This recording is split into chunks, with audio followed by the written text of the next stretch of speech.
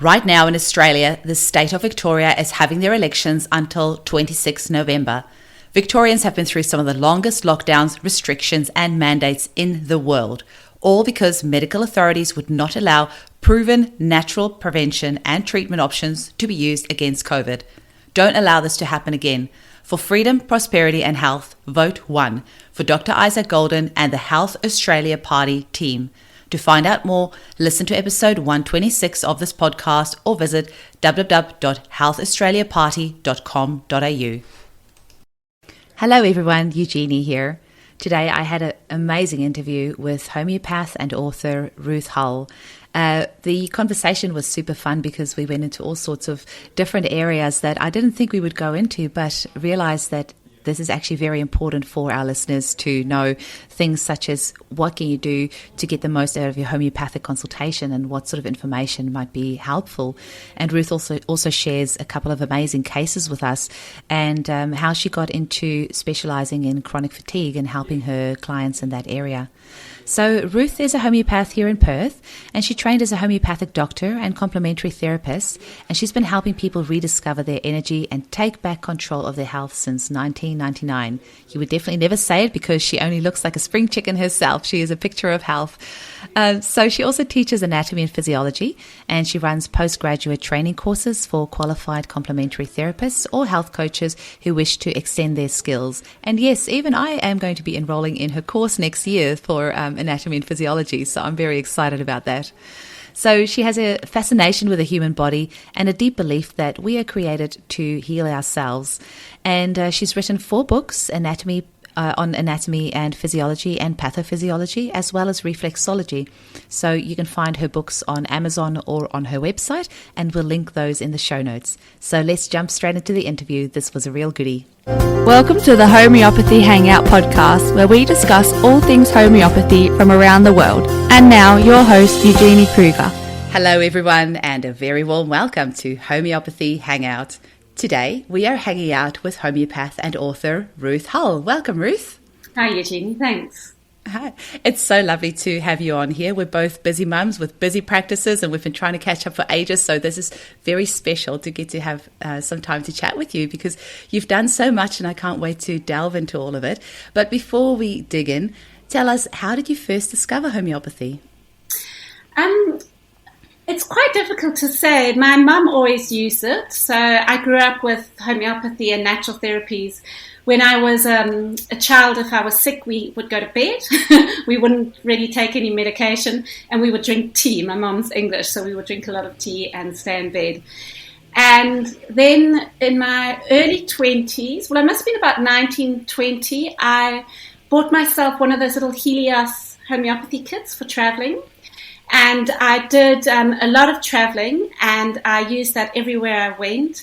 I was just blown away by how powerful homeopathy was. At one stage, we were in the Atacama Desert, and we were with somebody who had actually collapsed. He had completely gone unconscious because he had had such bad diarrhea and vomiting. Mm-hmm. And we were a long way away from any help, and there was a Bolivian doctor with us, and he got my homeopathy kit, and he got china, and we sat next to this guy, and every now and then he'd just slip a little pilule of china under this guy's tongue, or just into his mouth because he was unconscious, and the guy came round and he was fine, and that was just, oh my gosh.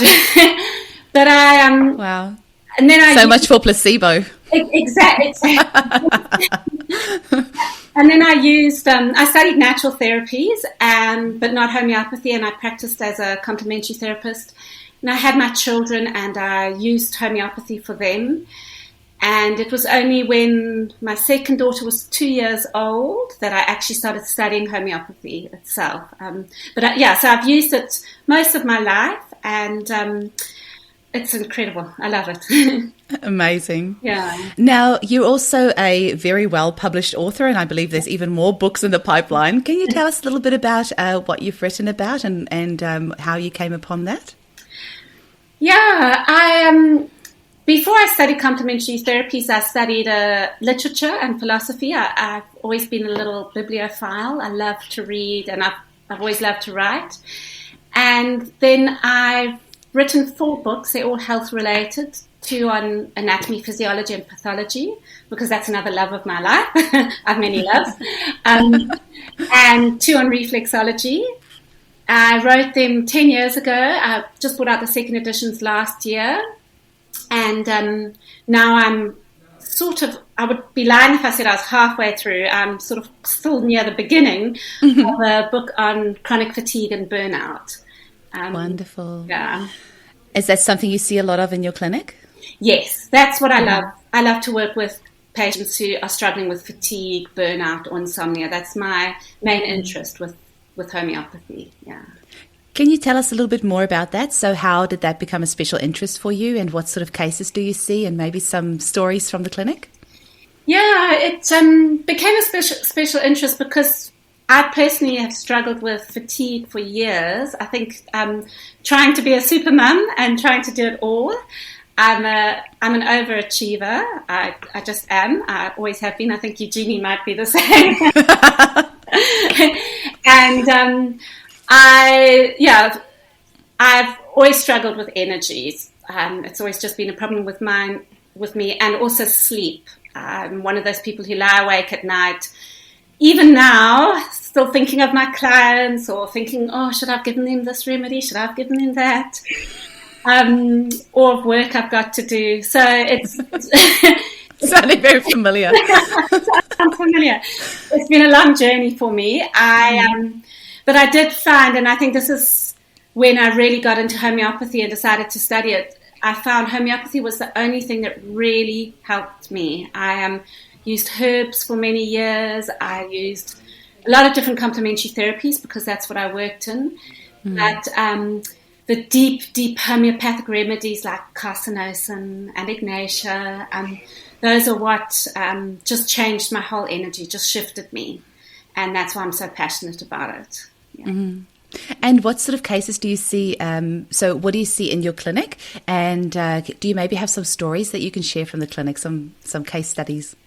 Yes, I see a variety of cases. I'm surprised at how many teenagers I see with chronic fatigue. It's quite heartbreaking, actually. Even I've had 2 girls, 12 and 13 even, so young. But the majority of people I see are people in their 40s, 50s who have kids, usually real A-type personalities, overachievers. On the outside, they're super successful, very, very successful in business, real go-getters. I have so much admiration for them, but they struggle with their energy. And sometimes people end up in bed for months on end because they just can't get out. So it's quite heartbreaking. But I think a lot of fatigue stems from childhood, from trauma. So beneath a lot of these sort of great, big, successful facades is a lot of trauma. So that's what I love to work with. And I love how homeopathy, I'll just give you a little story. I had a client last year, and she came because sometimes it's not the traumas we think it is. And this is what surprises me. She came, she's in her late 50s, a beautiful woman, and she just came, she said, I don't know what's wrong with me. I'm just not myself. I haven't been myself for a couple of years. I just don't have the energy to do anything anymore. So she didn't have your typical picture of burnout, but she just knew something was wrong. She had been to all her GPs and, they'd done all the tests and everything's fine. Maybe she needs antidepressants. That's what a lot of GPs say. So I have a lot of clients who come and they say, I've been prescribed antidepressants, but I know I'm not depressed. I'm not depressed. I'm just tired. And she just had a very, very red cheeks, like terrible red. It wasn't a rash. It was just this red dry skin dispersed on her cheeks, on the tops of her hands and the tops of her feet. It was really strange. I took her case and I said, have you lost anyone? Have you had any trauma? And she had lost her sister from cancer many years ago, but she felt she had dealt with it. She was actually a therapist herself, and she said, no, I've dealt with it, I'm fine. So I kept delving. With homeopathy, you always have to find the cause. There's always a cause somewhere. And we chatted for a while, and then she started telling me about, so I said to her, okay, just let's go back to your sister and just tell me more about what happened when she died. And she started talking about when she was in the hospital and how the staff there had made her feel a bit of an outsider. And she just suddenly burst into tears, and she started crying like a little child. She was just, and she's like, I can't believe I've been crying like this. I don't know what's wrong with me. But she cried and cried and cried. In the room, I gave her Ignatia 10N, and I didn't give her any other remedy. And then she came back a few weeks later. I wanted to see how she was. And she said to me, she felt amazing after she left my room, and she just felt so good that whole day. But she woke up the next morning feeling good, got into the shower, and she said she just broke down and started crying again. And she cried and cried and cried.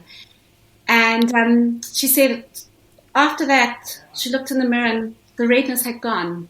And she's never, so I saw her a few weeks ago. That's why she's in my mind. She came a few weeks ago, and it'd been a year since I'd seen her, and she said she's never had the redness again. She, everything's changed. It was beautiful. She's like got so much energy. She's changed. She's left her job. She's changed a lot of things. But yeah, so I love it when I have clients like that. I don't always have such success. Sometimes it's a bit more difficult. But yeah, just one powder, Ignatia 10 in once, and yeah, beautiful.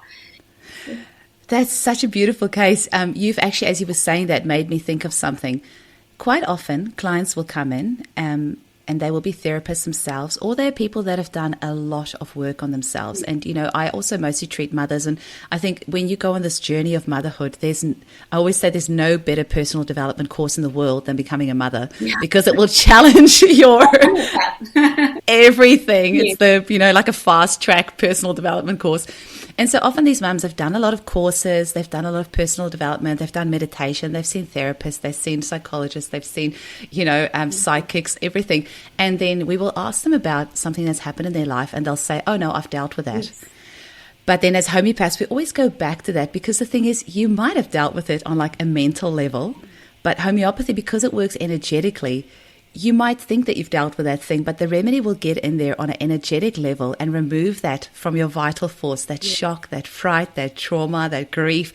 And then, so I hear what you're saying, and I can see these mums, they're reluctant to go there again because they feel they don't want to rehash what they've already done. And I always say to them, just humor me for a little bit. I know you've done a lot of work on this, but just tell me what happened a little bit more. And once you get that right remedy and it gets in there, it can be so profound, hey? But like you said, not all our cases are that easy. But I would say 10% of my cases probably are like that. Yeah. But usually it's more, follow-up after follow-up, just removing those layers, doing some organ support, And you have a very special arrow in your arsenal, and that is that you are an integrative health coach as well. Yes. So tell me more about why you believe that's important alongside the homeopathy, and a little bit more about how you would approach a case and your holistic approach that you use.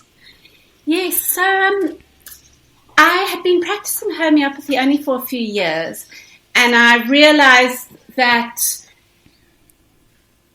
clients come and they keep coming in regularly, and they think that the pill is going to make them better. So whether it's a herb or a pharmaceutical drug or a homeopathic remedy, they rely totally on the remedy, and they don't take responsibility for their own health. And I saw this in particular with diabetes. When I worked in South Africa, I had a lot of clients who were diabetic, and they would come regularly for their homeopathic remedies, which would help with their blood sugars.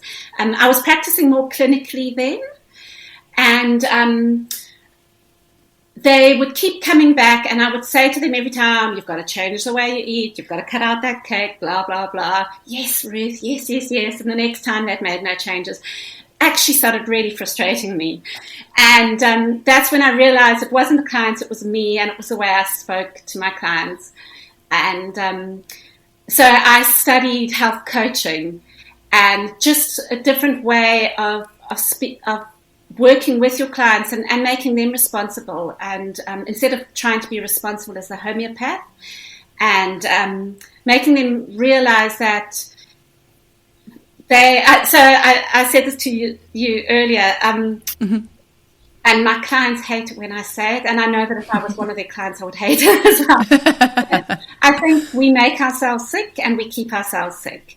And it's the little things we do every single day at home that is either making us or keeping us sick. And so it's the little things that we need to change. So that's what I really focus on when I work with clients. I'm always giving them homework and just little changes, little habits that they need to change or tweak. Not big things. I think if we try and change everything in one go, we won't have success. But if we make little changes and become responsible for our health, and also just very aware of our emotions and what we've been through in life, instead of just ignoring everything as well. Yeah. You've just said that beautifully. I think whether it's your health or your finances or your relationships or whatever, it's those tiny habits that we do, that we build on. And, if you just do a tiny little change, you look back over a month or a year or whatever, they all build on each other. But it can become really overwhelming if you have somebody with serious chronic health and they have to cut out the coffee, they have to cut out the sugar, they have to cut out, this or that or the next thing, all the cakes. It can be really overwhelming. But yeah, making those little changes makes it seem a little bit more approachable. Hey? Yes. Yes. Yeah. So, what inspires you about homeopathy? What do you like about being a homeopathic practitioner? What keeps you ticking? Where do I begin? I love the philosophy and the beauty and the art of homeopathy. So I'm fascinated by the human body. I'm fascinated by anatomy and physiology and how the body works. But homeopathy brings to that just something really beautiful, and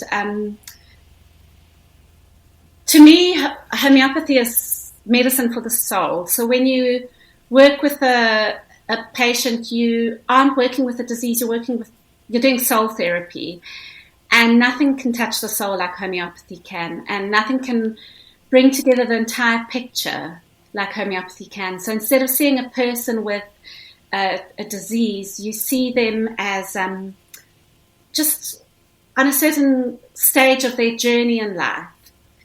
And, so I work a lot with people with fatigue and people who've gone through a lot of trauma. And I work a lot with women who have been sexually abused. And I find that often you can't take a person back to that abuse. You can't take them back to that instant or those many instances of trauma. And that's why they avoid going to psychotherapists or counselors a lot, because they don't want to relive it, and they shouldn't have to. And that's where I find homeopathy beautiful. It holds people. And this is what I say to my patients is, it doesn't take you back to where you've been. It holds you and keeps you safe and gives you strength to move forward and to let go of what you've been through. So that's, homeopathy, it's just, there's so many layers to it. It works beautifully on a clinical, physical level, but it just works so much deeper than anything I've worked with. And I've been in natural health, 22 years now. So I've been around the block, and it always comes back to homeopathy. Well, you don't look much older than 22, so you're doing a great job. Whatever you're doing, keep it up. For the coffee. Yeah. And you have 2 beautiful daughters as well, I believe. I do. Yeah. And how do they feel about homeopathy? Do they use it much themselves? Because they're teenagers now, right? They're teenagers now, yes. Mm-hmm. So I've got a lot of pulsatilla going in the house at the moment. Oh, do you? You might have to share the insider joke on that one, because we're talking to the general public, so they might not get the joke. Yes, the pulsatilla is a lovely remedy for hormonal teenagers. Teenage girls, where there's a lot of emotions and tears and ups and downs of moods. especially when they first start their periods and going through that. So, I have 2 teenage girls, and they're beautiful. I've always used homeopathy on them, and they actually know a lot, which is great. I think I drive them mad because I'm always going on about what they should be eating and stuff, and there's quite a lot of arguments in our house because they love like bubble teas and Coke, frozen Coke. But I think homeopathy is just part of their lives, which is great. And I have a very supportive husband, so that really helps. Yeah.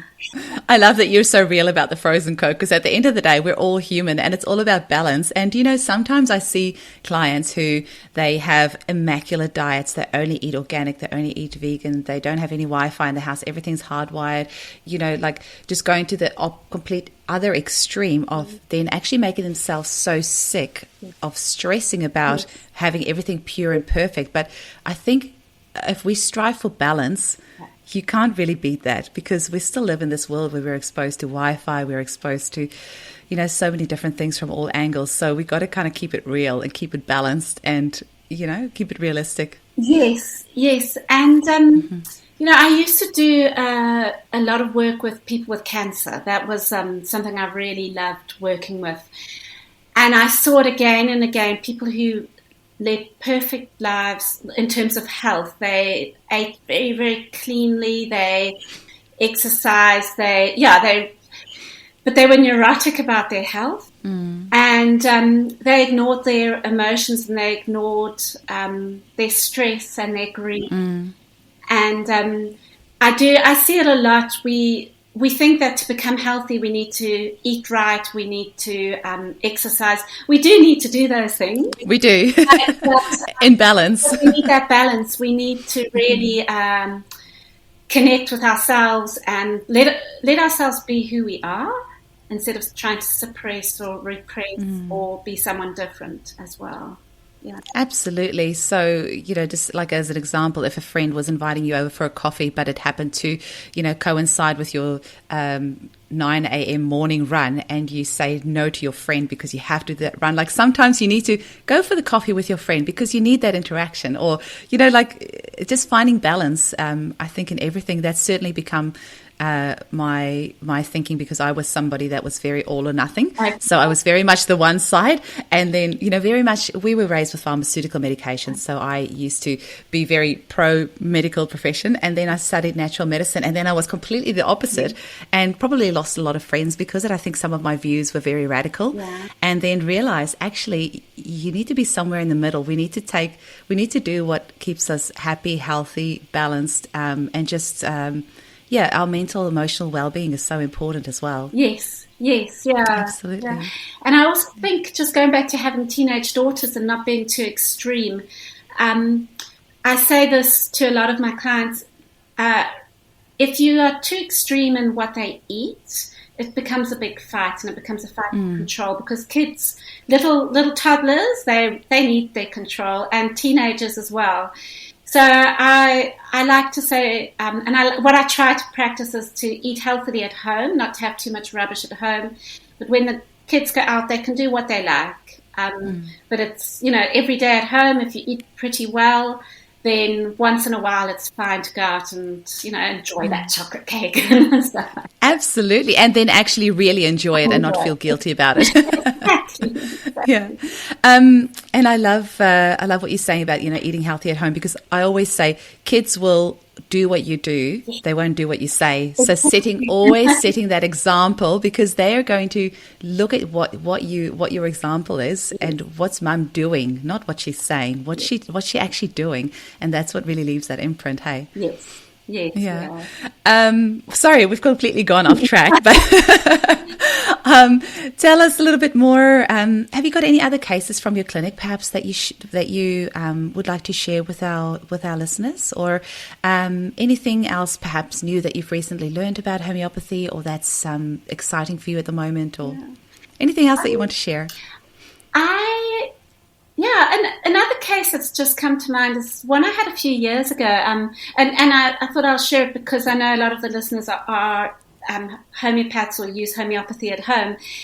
It's also, I had a client with chronic fatigue, and she came to me, and I so this is like keynote prescribing almost, but I was quite amazed at the results. I took her case, and I really couldn't see a remedy. A lot of clients with fatigue, it's just generalized fatigue. There's nothing specific there. And so I just started chatting to her more about herself and her life and stuff. And this helped me realize the importance of getting to know your clients as a person and an individual instead of just looking for a remedy and instead of just looking at a disease. So I started chatting to her, and she told me that she had 19. This is in South Africa, so she had a big property. She had 19 cats. And I'm like, oh my gosh, are you a mad cat person? And we started talking about cats because I love cats. And she said they were all rescue cats. And that's when I thought, 19 rescue cats. Okay, that's interesting. And I said, do you like to rescue everything? And she said, yes, actually, on her way to the clinic today to see me, she had stopped at a red traffic light. In South Africa, at the traffic lights, there's always beggars. It's quite heartbreaking, but she had stopped at the traffic light, and there was a beggar, and she just emptied the entire contents of her purse to the beggar. And I suddenly realized this is somebody, and then she started talking about, sort of poverty and people's rights and ethics, and she really got really passionate about this. And I started thinking, causticum. Causticum would have been my first guess. Yes.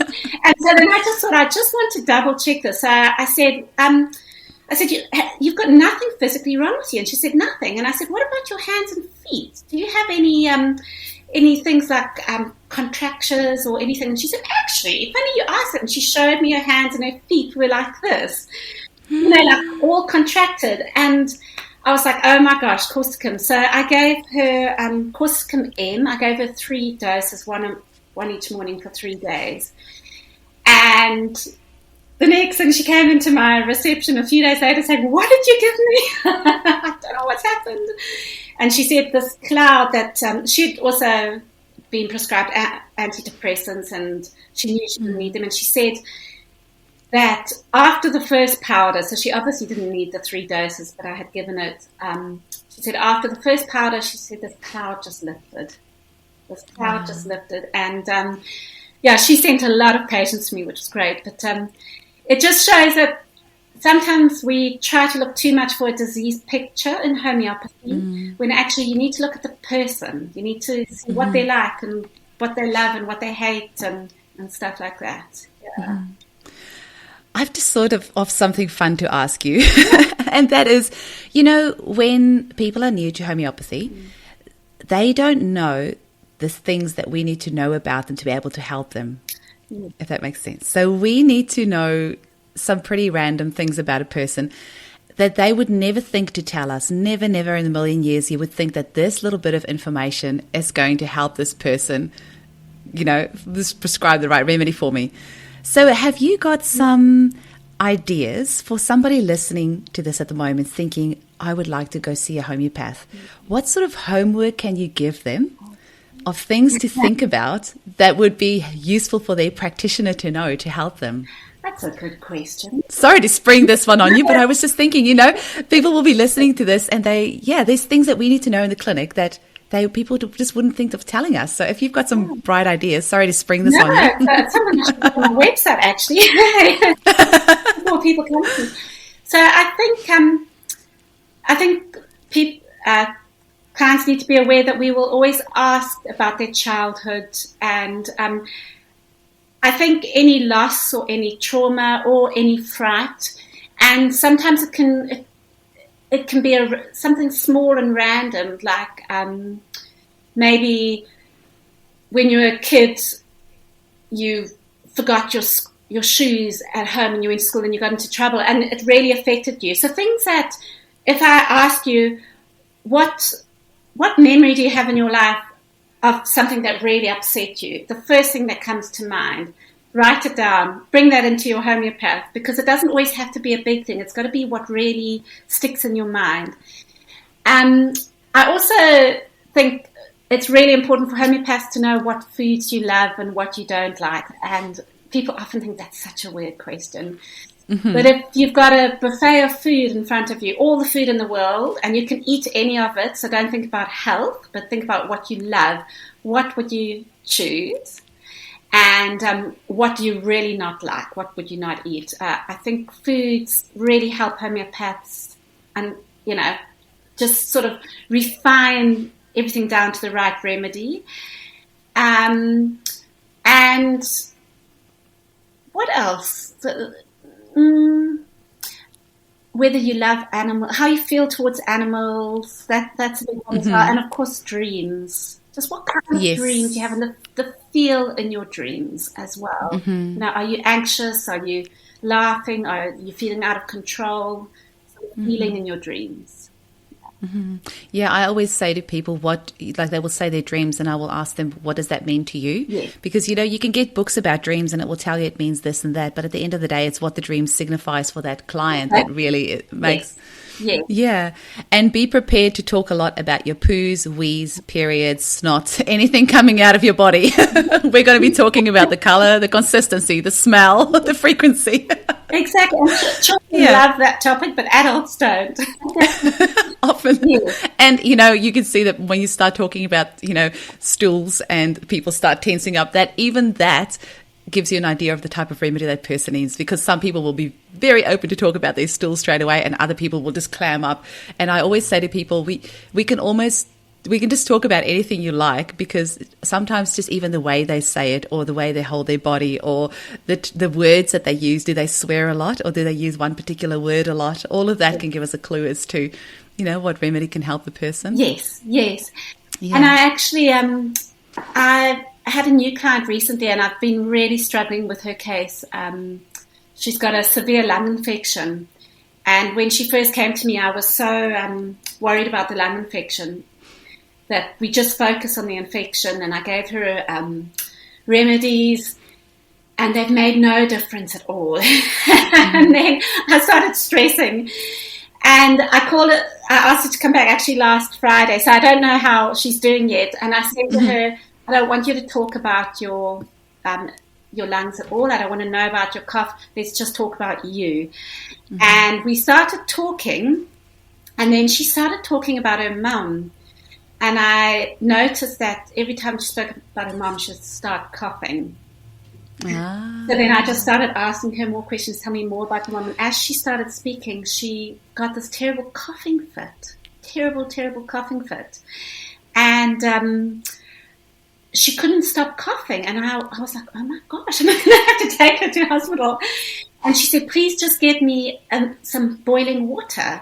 And she says, boiling water is hot water is the only thing that stops me coughing. And I said to her, hot, or should I put some water in so it's lukewarm? She said, no, as hot as possible. So then I gave her the hot water and she stopped coughing, and then we spoke more about her mum. And as she spoke, everything was about being trapped. And then I said, okay, let me just repertoire this. So I only took 2 rubrics. I looked at mind or delusions trapped and cough better for hot water, and rust tox came up.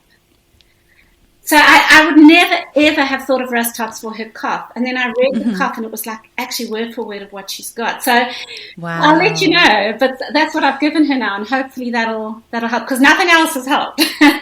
Amazing. And I'm just, for people listening to this, that's why the follow-ups are so important, because sometimes we just need to get to know you a little bit better. Sometimes we need to know what's quirky about you, what sort of things trigger you, what sort of, like just I don't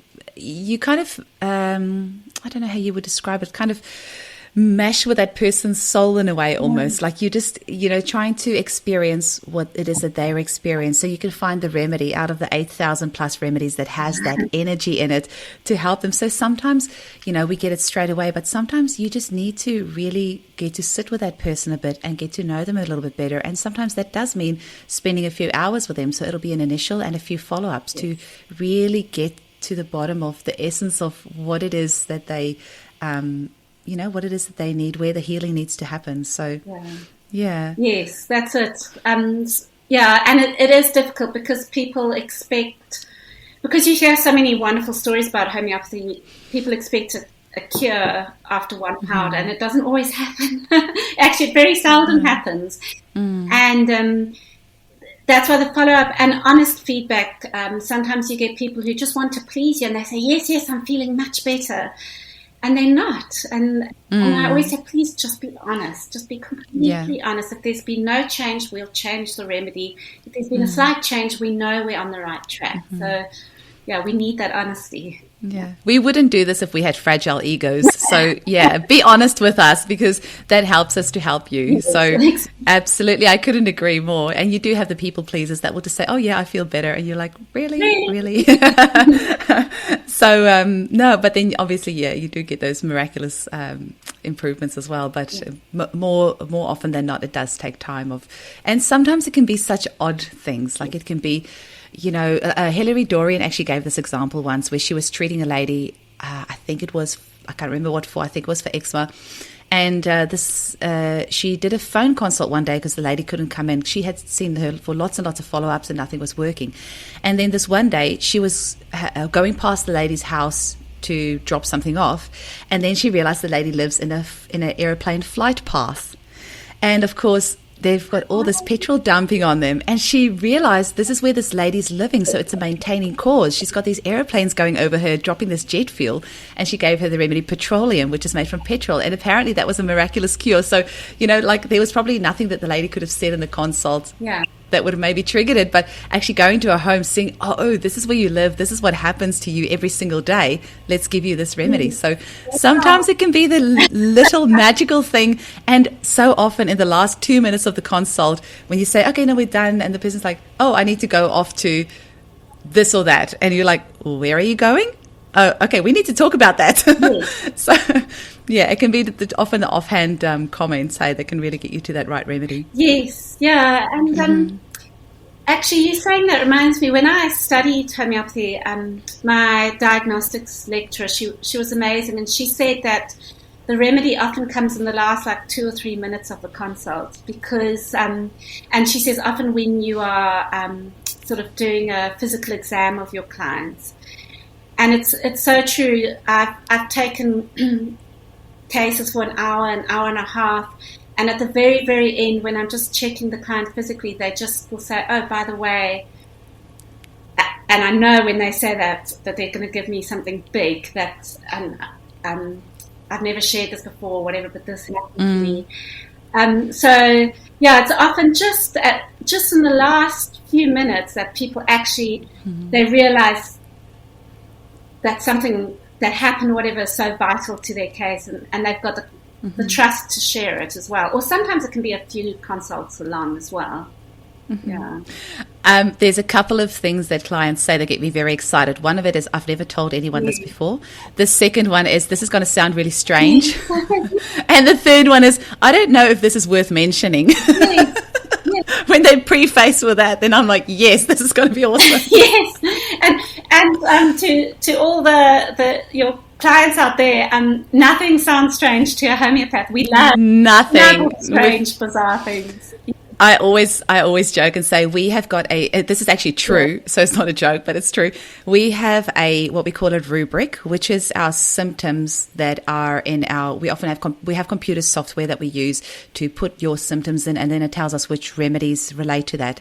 And those symptoms are called rubrics. And we have one rubric in this software that says, he feels that he has been commanded by a mushroom to fall on his sword and kill himself.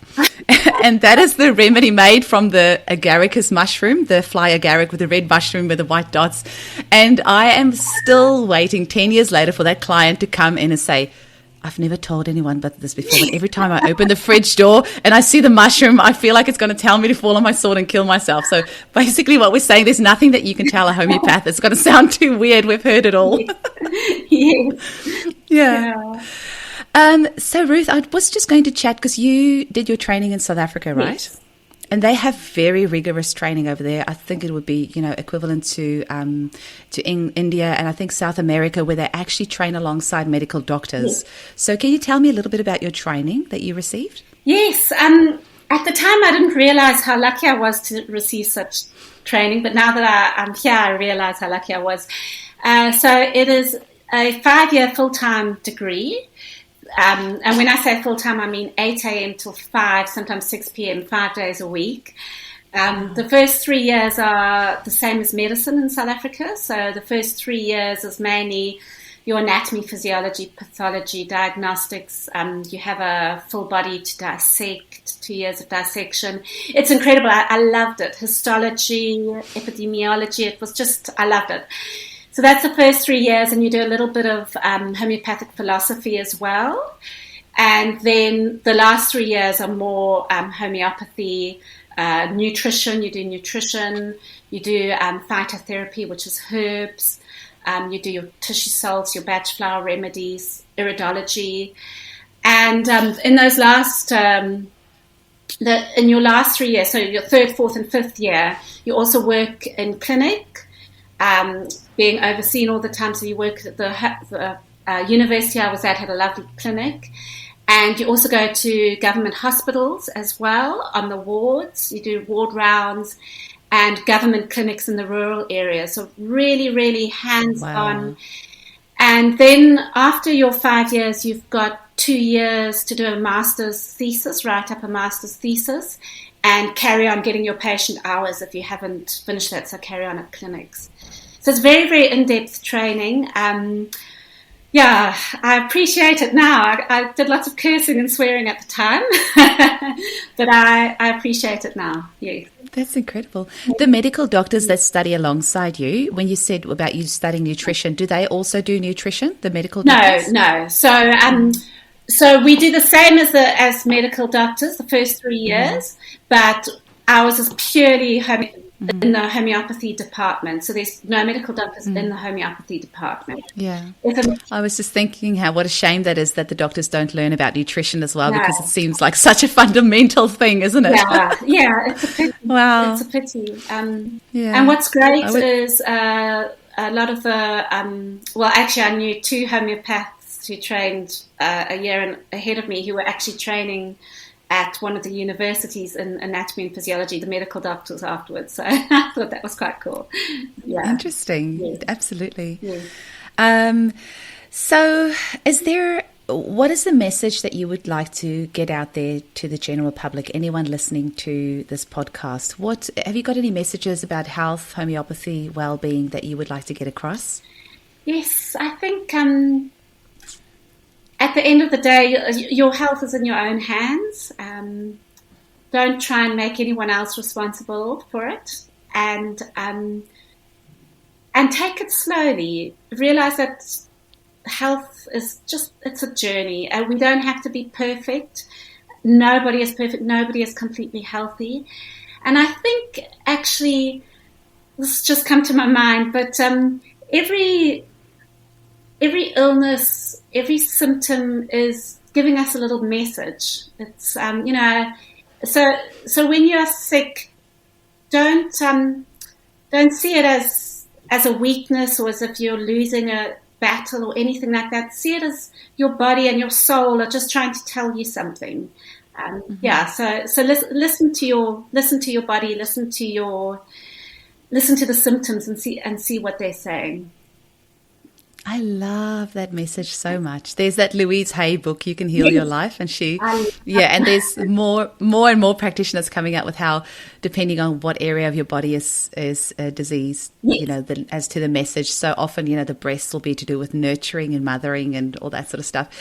And this is a little bit offbeat, but as you said that, I was just thinking about, there's the ute that I often drive past, and it's got this big sticker on the back with a pink ribbon, and it says "F-U cancer." And whenever I see that, I get really sad, because I think, people think it's something to be fought, but actually it's a lesson that you need to learn from. And that's why often this cutting out a diseased part of the body, or just, trying to suppress it somehow, the body's trying to teach you something. It's trying to make you grow. It's trying to make you learn. So just cutting it out or suppressing it or trying to make it, go away in some way, it's always going to come back, because until you've learned that lesson that goes along with what your body's trying to tell you by expressing these symptoms, until you learn that life lesson, or that, it's going to keep on coming back. So yeah, sorry, that's offbeat, but just whenever I see this, I feel really sad for that person, because they're not seeing that this can actually be something that you can grow from and heal from and learn from. Yes, that's it. Yeah. And I think if you see your illness or your health condition as something you can learn from and grow from, and improve on. It's telling you that it's your body's telling you it's not happy with something. So find out what it is, heal that, and then the symptoms will go away. Yes, and actually I have, so I tend to run myself into the ground. I'm very good at that. And I have a little signal from my body when I know I'm getting run down. It's like I get a sore throat, and it just won't go away no matter what. And I ignore it. Then I gargle and I do this and I do that, and it still doesn't shift. And then I remember, actually, I need to slow down. Yes. We need to listen to our bodies. Yeah. Absolutely. Now, just to finish off on a little bit of fun, tell me your top 3 remedies for you personally, and why. Okay, so my top 3 remedies, the ones that have changed my life, I think, are firstly Ignatia.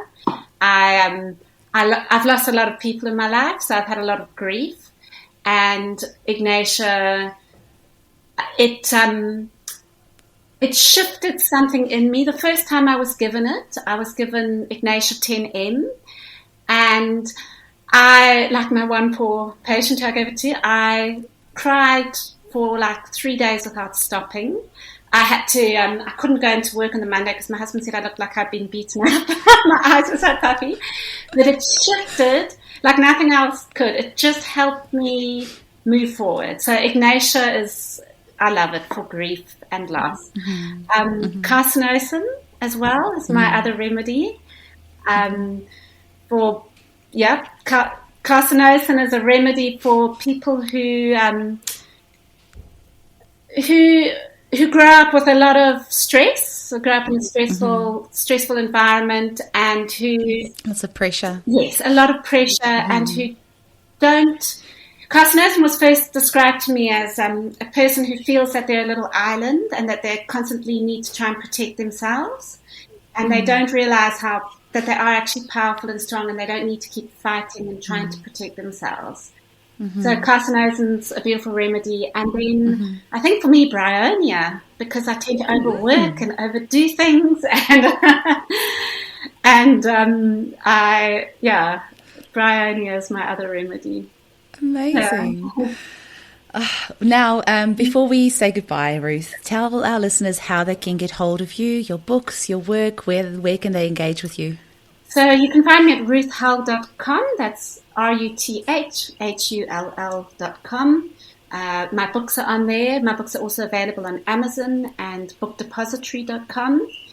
And my online courses, I'm going to be doing a lot of online courses, mainly in anatomy and physiology. So if you are interested in learning anatomy and physiology, then I haven't got it on my website yet, but in January it'll all be up. But just join my mailing list on ruthhull.com. If you subscribe to my mailing list, then I can keep you up to date with all my online courses. And I am on Facebook and Instagram, sort of. I'm not very good at it. It's Ruth Hull Natural Therapies. Yeah. Wonderful.